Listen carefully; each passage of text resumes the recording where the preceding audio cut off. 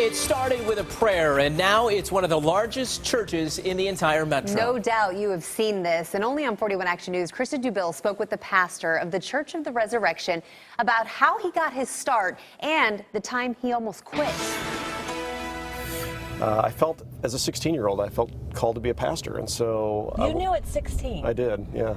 Was there a moment, do you remember, like... You know, my pastor said, I think you've got the gifts to do this, and I was going to be a doctor or a lawyer or something else, and he said, I really think you should be a pastor. I'm like, I don't want to be a pastor.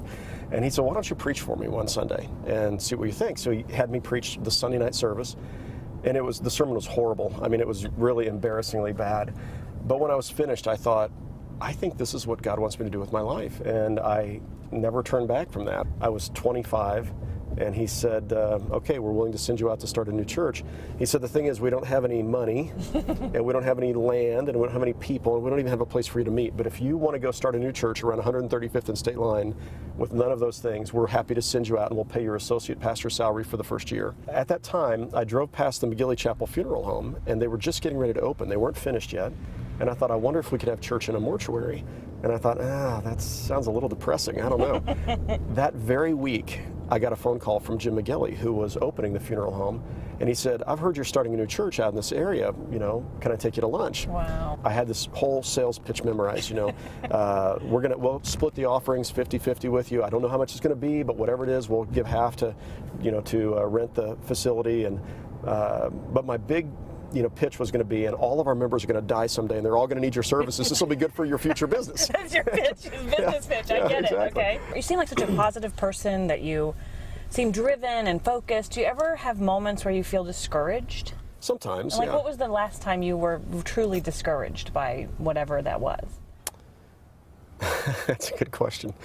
I remember some years ago I was preaching a sermon, and I was focusing on my hope that our congregation would be a place that would welcome gay and lesbian people.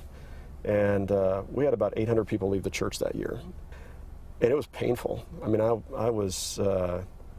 I found myself thinking, maybe I'm not the right guy anymore. Maybe I shouldn't, maybe I've failed God or failed this congregation. Maybe I need to go do something else. You're in the process of growing, because there's this massive church. Yeah. What do you call that building? Is it the new sanctuary? It's the new sanctuary. Okay. Yeah, it's our permanent sanctuary. Okay. Have you had critics on this one? Oh, absolutely. What are some of the criticisms? Yeah, well, most vocal criticism is, how could you spend that much money on a building?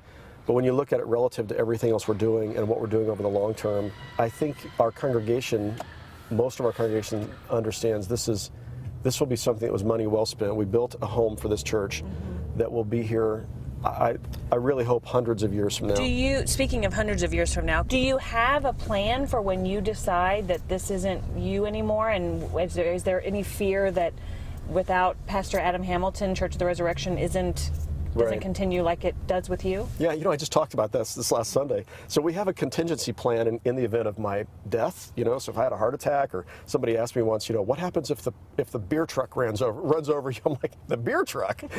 Why the beer truck? Why right? a beer truck? Why not a bus or something? Right.